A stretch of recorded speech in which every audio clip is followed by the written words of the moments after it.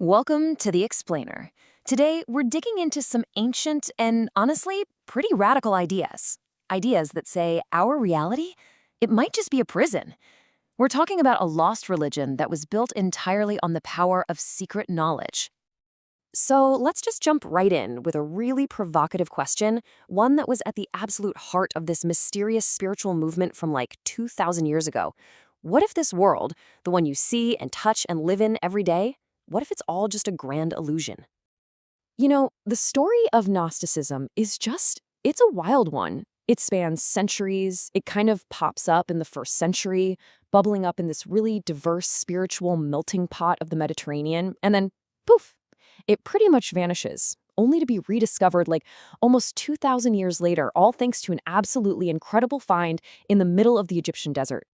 Okay, so let's start right there. Our story really kicks off not with some abstract philosophical theory, but with a real, tangible, dusty discovery that literally brought these long-lost ideas back into the light.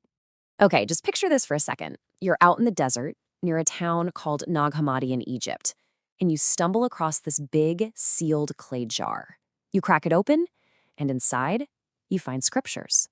Scriptures that someone deliberately hid for more than 1,600 years. I mean, that's not a movie plot. That's exactly what happened back in 1945.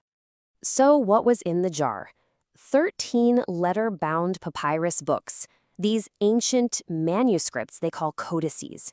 And listen, these were not just any books. They held dozens of texts that nobody in the modern world had ever seen before. And they revealed for the very first time what the people we now call the Gnostics actually believed. All right, so that brings us to the big question, right? The quest for gnosis. What in the world did these secret texts actually say? I mean, what kind of knowledge is so dangerous that you have to bury it in a jar in the desert? Okay, so the entire philosophy, and I mean all of it, is built around this one really powerful Greek concept, gnosis. Now, this isn't about book smarts or learning facts. Gnosis means a direct, intuitive, spiritual knowing. It's like a flash of enlightenment. So for the Gnostics, salvation wasn't about having faith or, going through the motions with rituals. It was all about achieving this deep, inner understanding for yourself. And this gnosis, this special knowledge, it revealed a worldview that was, well, completely different from mainstream religion. Here's the gist. Way up at the top, there's a supreme, unknowable God, totally beyond our universe. But this physical world we live in, the Gnostic said, nope, that's a flawed copy. It's an illusion. And this is the kicker. It wasn't created by the true God. It was made by a lesser, kind of a false God. So the whole point of being human was to get gnosis, to wake up, and to finally escape from this material prison. All right, so how does this whole idea expand into a full-blown cosmology? Well, that brings us to our next part, a flawed creation.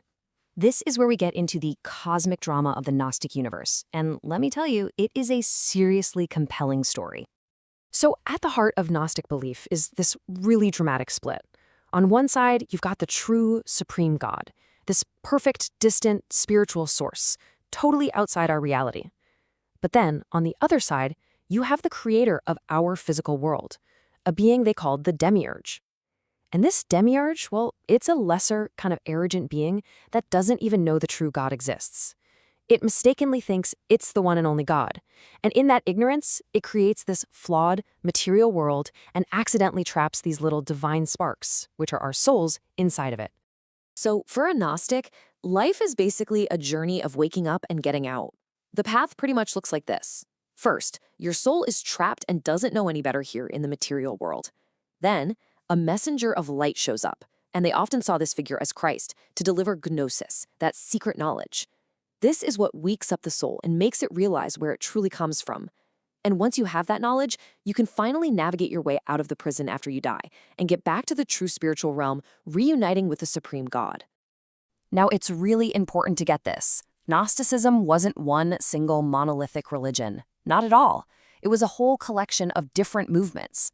You had some that were deeply connected to early Christianity, and for them, Jesus was the ultimate revealer of gnosis. Then you had others, like Hermeticism, which was this cool blend of Greek philosophy and Egyptian spirituality. And then there was Manichaeism, which pictured the whole universe as this epic cosmic battle between light and darkness. So, you might be thinking, okay, Interesting old ideas, but they probably just faded away, right? Well, not exactly. Even though Gnosticism was pretty much stamped out in the ancient world, its core ideas, they never really went away. They are absolutely still resonating today. I mean, look around.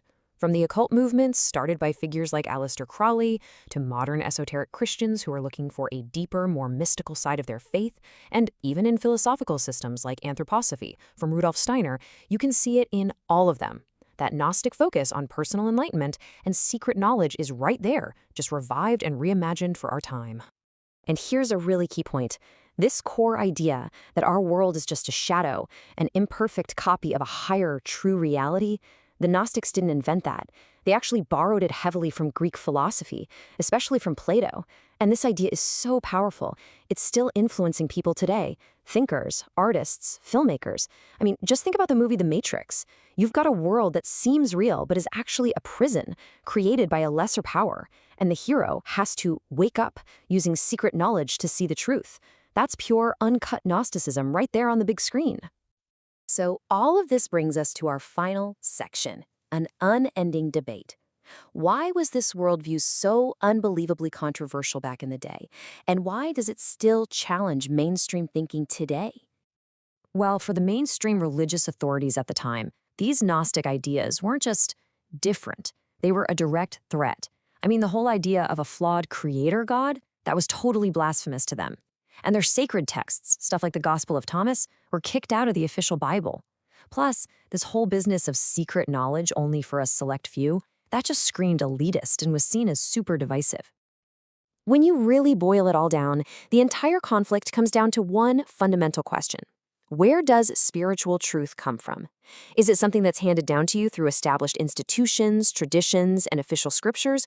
Or is it something you have to discover for yourself? An intuitive, personal, secret knowledge that you find deep inside. And really, that is the central, provocative question the Gnostics leave us with.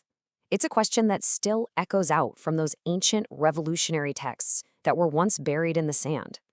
Is chasing after secret, personal knowledge the real path to enlightenment? Or is it just another illusion, and maybe a more dangerous one at that?